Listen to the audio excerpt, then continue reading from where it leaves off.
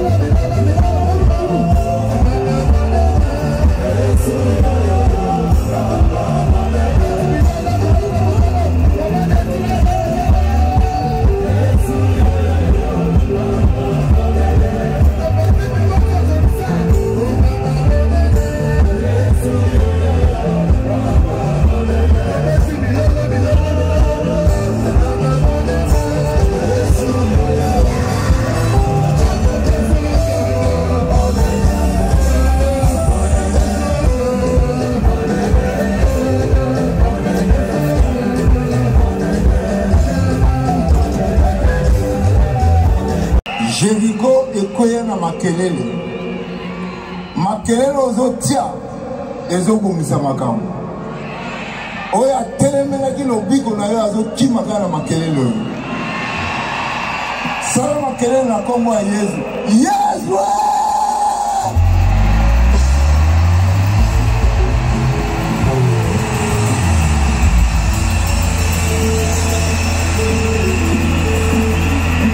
Bandeko, Yesu aza awa. Yesu aza awa. Lobi na lobela kibilo likamu moko. Batu musuba lalite bazo kanisi za solo. Mwana mubale wa mzama lobaki ke aboya na mokini. Aboya konyata satana. Le satana bosoye na sima kuna.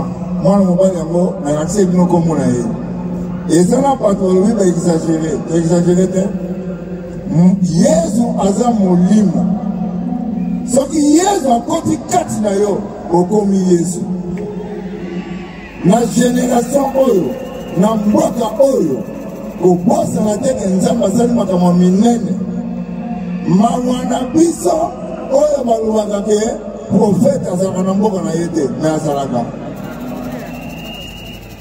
nazolobela kiziamina kibila nga namona ye koya nateya ye namona nzambe kosunga ye jour azokota classe aza na mbongo te me ngai nazosenga mbongo na eglise azwi minerval na ye apesi ngai kuna bazobengana me ake na eglise na ekole na institut kuna bayebisi ye me mpona nini ozoya te alobi me moi je n'ai pas l'argent balobi tata na yo ayaki awa aye kofutela yo mbongo orphelin de père et de mère tata na ye awutaki wapi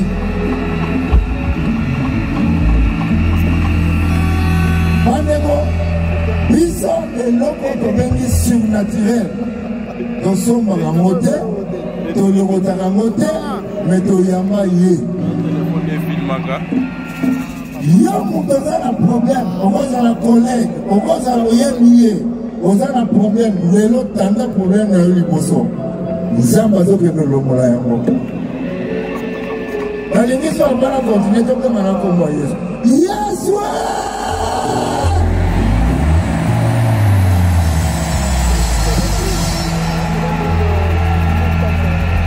alokota biso na komini oyo bandimaka motu te oke na université batongi yo olobi mwana ngaba badiminie yo paster ya ngaba place bapaster baza ya koteya te ifo ya bakasa vumu bateya me loi wana tobuki yango tobuka yango otelemela biso yebake yesu wana apesi biso akopesa mpe yo po ye apesaka yango na maladie contagieuse ndenge oyawa maladi eza kati na biso ezokota yo me maladi na biso komona ye yesu yango bayineli biso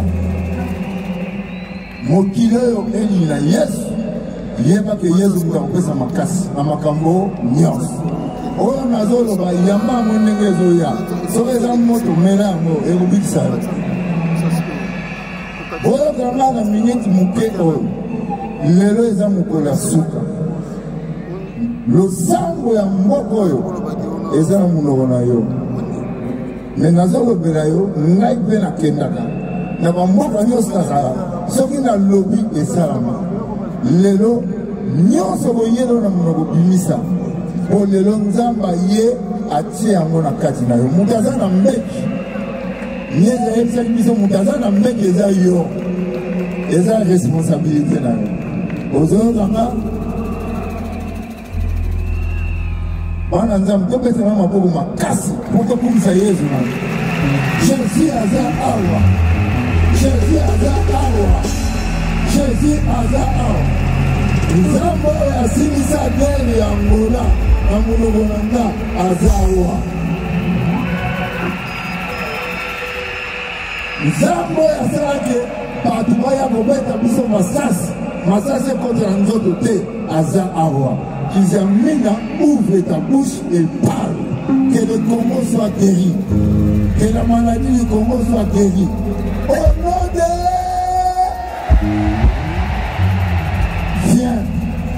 Viens mon fils. Viens l'enfant de Dieu.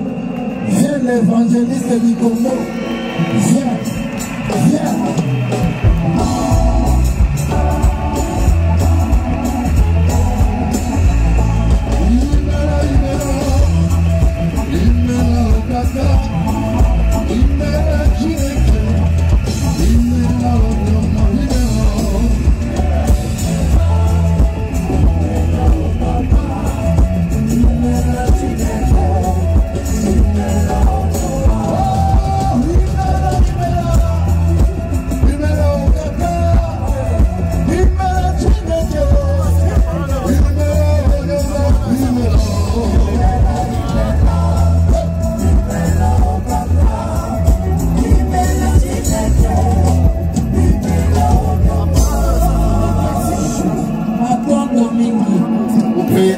acclamer le Seigneur? Est-ce qu'on peut acclamer le roi du roi? Acclamer Jésus. Je vous prie de vous asseoir.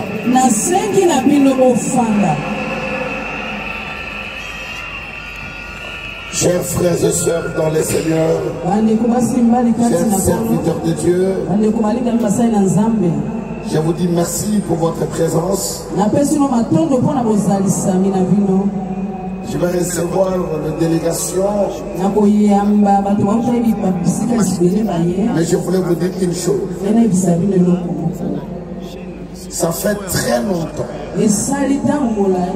que nous n'organisons pas de telles activités dans notre pays et le résultat, nous le vivons. Parce que les gens se sont refroidis dans l'évangile.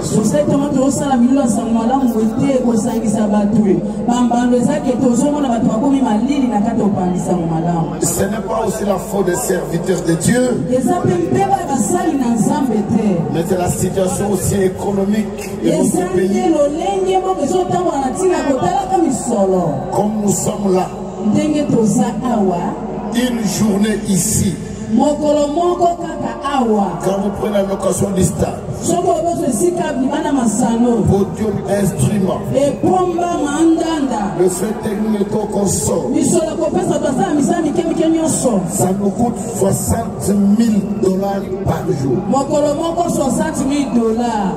Pour les 3 jours, c'est $180,000. Et quand vous ajoutez les affiches, les publicités, les témoins des intercesseurs, et tous les frais afférents par la suite, ce n'est pas moins de $300,000. Mais cela ne nous dit rien. La chose la plus importante, quand je vois les âmes sauvées, il y a 4 personnes qui ont laissé les chaises roulantes pendant les 2 jours. Vous les aviez vus. Autant de personnes ont laissé des béquilles ici. Et d'autres personnes étaient guéries. Un homme qui m'appelait, pourquoi tu m'appelles aujourd'hui? Je ne sais pas. Le matin, au matin, parce qu'on avait mis mon numéro de téléphone, il souffre atrocement de maux de dos. Il habite à Diadine, ils m'aurait dit, si je crois que c'est les lassements ce soir. Moi, je l'ai vu. Pendant qu'il suivait la télé, pendant que je priais pour le malade, tout à coup, il a eu un déclic au niveau des dos. Et tout à coup, les douleurs ont disparu. Jusqu'au matin, il s'est senti qu'il était guéri. Alors je ne sais pas s'il est là ce soir, je vais vous demander de venir. Si tu es là, tu peux te manifester. Alléluia. Frère, un jour, le prophète Mies Antonio m'a invité dans une campagne au stade Citadelle d'Angola en 1999. Et les gens de l'Angola sont là, nombreux étaient suivis dans les stades. Parce que ces jours-là, on n'a pas fini la croisade. Il y a une femme qui avait une bosse au dos. Et tout à coup, le journal d'Angola, le premier journal avait écrit Uma Grande Kimbandero, un grand sorcier venu avec ma photo. Mais ce n'est pas ce que je voulais vous dire. Ce jour-là, un homme vint devant moi. C'était le fils du pasteur Antonio Mies. Il vint me supplier. L'homme de Dieu, est-ce que tu peux me rajouter un jour? Moi, je suis prêt à payer pour ça. Je prends les stades, les instruments, il s'est agenouillé. Il rentre, il ouvre son sac. Alors il demande ce qu'on nous demandait. Ça nous coûtait $10 000. Il dit je donne 5 000, l'histoire j'ajoute 5 000. Pendant que l'homme s'est retourné pour partir, le Seigneur me dit, prie pour cet homme. Dans 3 mois, il devrait mourir. Mais l'acte qu'il a posé, je ôte la mort. J'ai appelé cet homme, je rentre au Congo. Les gens de l'Angola sont là. 3 mois après, cet homme était diamantaire. Alors ils ont quitté Dundu, Unzazi. Il faut comment pour aller vendre les diamants en Nzazi. Ils étaient dans une Land Rover. À l'époque, il y avait la guerre en Angola. Ils sont tombés dans l'embuscade. Ils ont lancé la roquette dans la voiture. Tout le monde est mort. Sauf cet homme. Il est resté vivant. Sauf cet homme. Jusqu'aujourd'hui. Qui dit Amen. Amen. Nous avons besoin d'aller loin. Nous n'avons plus nous arrêter. Une année nous sommes en province. 2 ans après nous sommes à Kinshasa. Dans l'évangélisation. Et cet après-midi, je prierai pour les serviteurs. Pour les manteaux de miracles. Pour les manteaux de guérison. Je quitterai les jeunes serviteurs qui aspirent d'être de grands évangélistes. Je prierai aussi pour vous. Qui dit Amen. Amen. Et ce soir, je voudrais prier quelqu'un que Dieu peut toucher de nous soutenir dans ce travail d'évangélisation. Dans ce travail de l'évangélisation. Pas celui l'évangéliste qui Jamina, mais de soutenir l'œuvre de Dieu. Et ces gens, je vais les recevoir le mercredi. Je vais parler avec eux le mercredi. Je prierai avec eux. Afin que ce Dieu-là, qui m'a pris de la poussière, je vous ai dit, j'ai commencé le ministère, le groupe de prière n'avait pas de chaise. On se mettait sur le bloc de prière. Et après, on est parti ramasser l'épave d'un véhicule à Saint-Luc. On a levé les planches qui étaient dans la carrosserie. On a fabriqué les bancs. La première campagne que j'ai faite, j'étais une table à manger. On a sauté, je suis monté sur la table. Mais aujourd'hui, ce n'est plus la table. Ce n'est plus la carrosserie. Ce n'est plus le blic. Voilà la structure que nous avons. Et demain, ça sera ton tour. Pour ton fils. Je prier pour quelques personnes.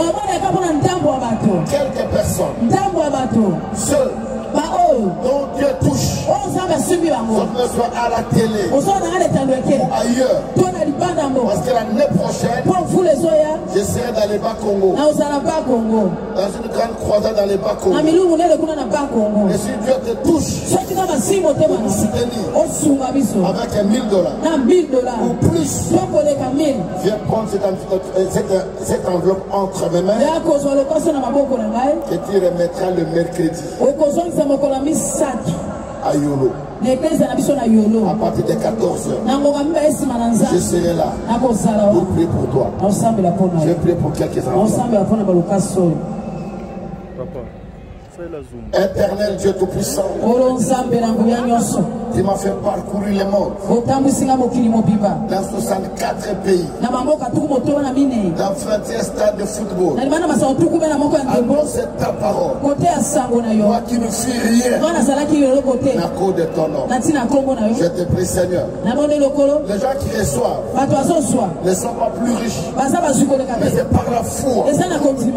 Mais je te prie Père, que tu fasses un miracle qui n'oublieront jamais. Au nom de Jésus. Amen. Amen. Merci. Si tu es là, tu peux venir. Homme ou femme, serviteur, servante, enfant de Dieu, que la mort quitte ta famille, que la mort quitte tes enfants, que ton ministère tes affaires prospères. Je te prie de venir. Tu as 3 jours dans laquelle après je finis avec vous le mercredi. Et le même mercredi, je vais en prière pour remercier le Seigneur. C'est ton temps. Là où tu es. Je n'ai pas le temps à perdre. Je te donne 10, 15, 20 minutes. Que tu t'approches.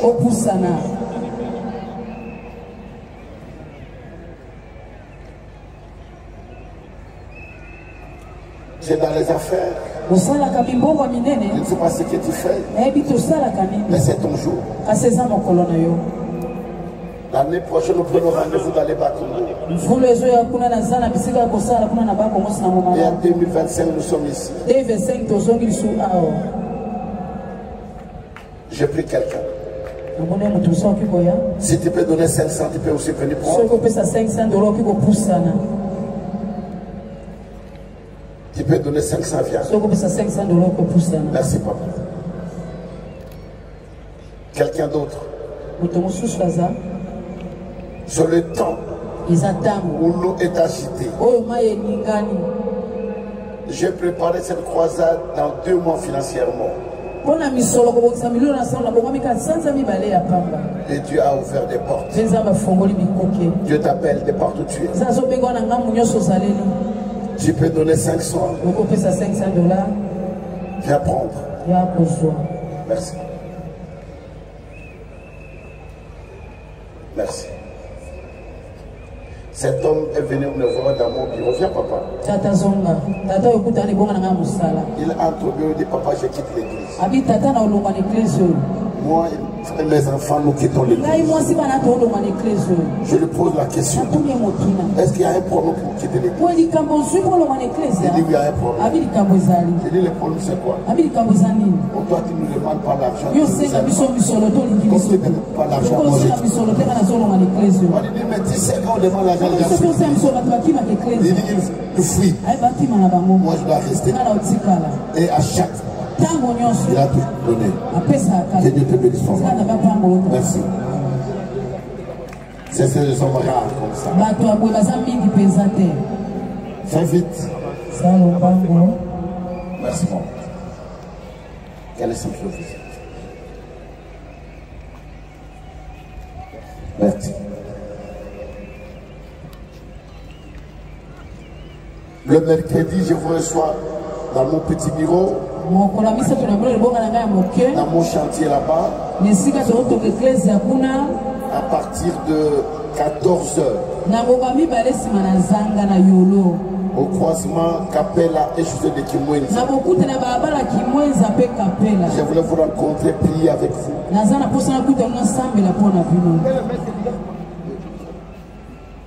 Ici, comme la sœur, elle est de la Suisse, elle rentre avant.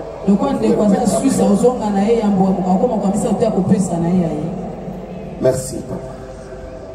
Merci. Merci, maman. Et je termine par ceux qui peuvent donner 200 ou 100 $. On s'arrête là. On peut s'arrêter.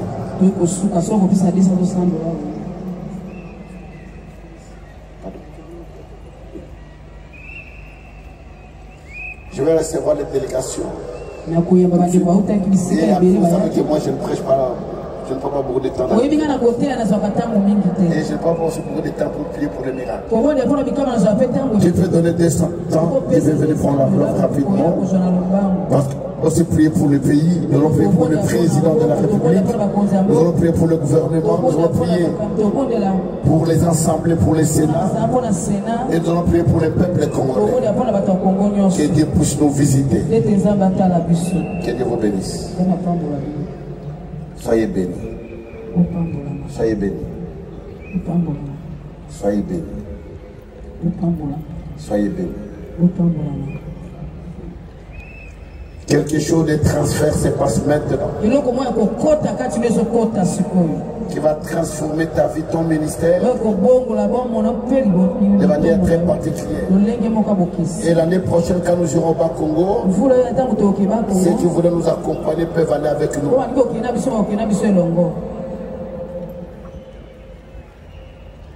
Je dirais au révérend Kabundale, ça comme l'attaque évangéliste. Nous pouvons nous organiser d'avoir notre structure comme ça. On met l'argent, on achète un grand podium, nous achetons des grands instruments qui vont nous permettre d'évangéliser le pays. Ce n'est plus le temps de travailler en solo.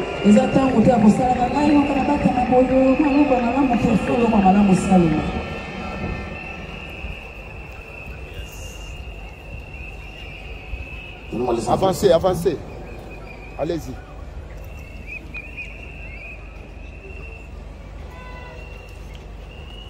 Il faut tenir à tata wana bokaboni na mboko. Amen.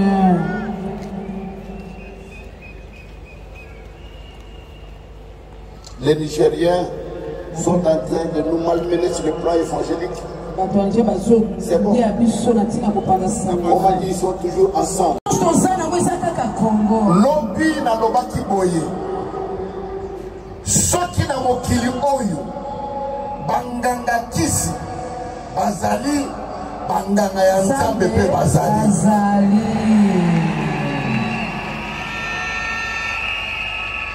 Nous avons le pouvoir. Nous avons l'autorité. Aujourd'hui, d'élever nos voix comme un seul homme. De prier pour notre pays. De prier pour l'est de notre pays. Nous allons faire des déclarations. Qu'ils soient américains, qu'ils soient britanniques, qu'ils soient français. Toute personne qui met sa main sur le Congo, que Dieu les rencontre. Même que certains parmi eux, on les trouve morts sur leur lit. Et que cette guerre s'arrête dans ce pays. Si nous sommes enfants de Dieu, si nous sommes serviteurs de Dieu, aujourd'hui, levons nos voix et prions. Alléluia. Prie pour le Congo. Prie pour le Congo. Prie pour le Congo. Élève la voix. Que Dieu rencontre tous les pays qui sont en complicité. Tous les présidents qui sont en complicité contre le Congo. Que Dieu les rencontre. Que Dieu les rencontre. Que Dieu les confonde. Nous devons l'arrêt de la guerre. Que la guerre s'arrête d'une manière totale et définitive. Nous n'avons pas demandé à Dieu de mettre au Congo. Nous n'avons pas demandé à Dieu de nous donner toutes ces richesses. C'est Dieu qui l'avait voulu. Tous ceux qui nous envient, tous ceux qui nous combattent, que Dieu les rencontre. Nous manquons la paix. Nous manquons à manger. Nous manquons à boire. Il y a des gens qui ont laissé leur maison. Il y a des gens qui ont tout laissé. Qui sont dans la brousse, dans la forêt, dans leur propre pays. Nous prions pour ça. Que Dieu ouvre notre voix. Que Dieu se manifeste. Que Dieu agisse dans les temps.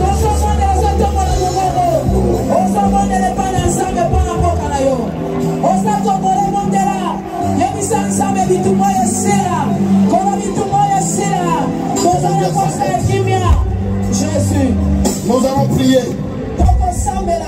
dans chaque pays. Les enfants d'Israël sont sortis de l'Égypte. 600 000 hommes, sans compter les femmes et les enfants. Mais il y avait quelqu'un en tête pour le conduire. Aujourd'hui, tu as placé quelqu'un, le président de la République, Tshisekedi Tshilombo. C'est lui qui a la charge. C'est lui qui a la responsabilité. Nous allons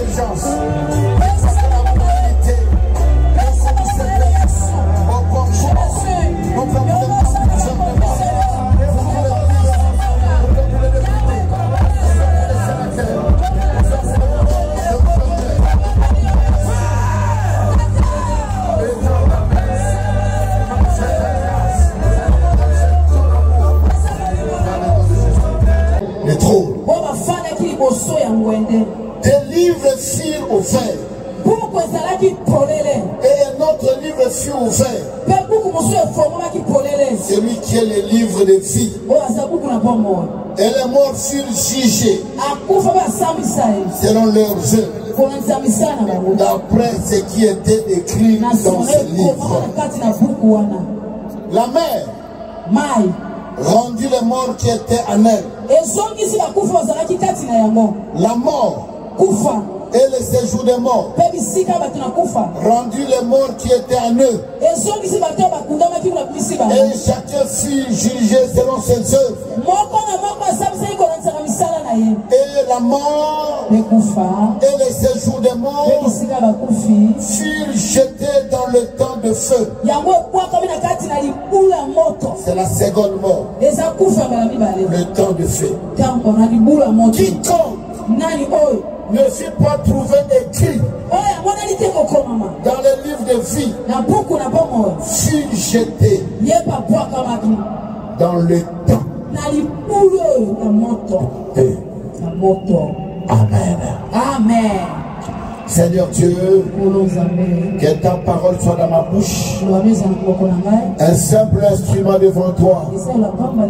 Utilise-moi, Seigneur, loin de moi de juger les uns et les autres. Quand je monte un doigt, trois doigts me retournent. Tel que ta parole trouve une place dans nos cœurs. Au nom de Jésus. Amen. Amen. On acclame très fort le Seigneur. On acclame très fort le roi des rois. Amen. Amen. Veuillez vous asseoir.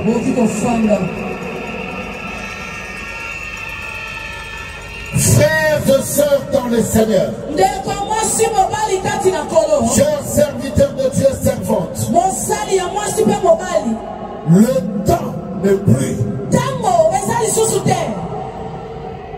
Je dis à quelqu'un,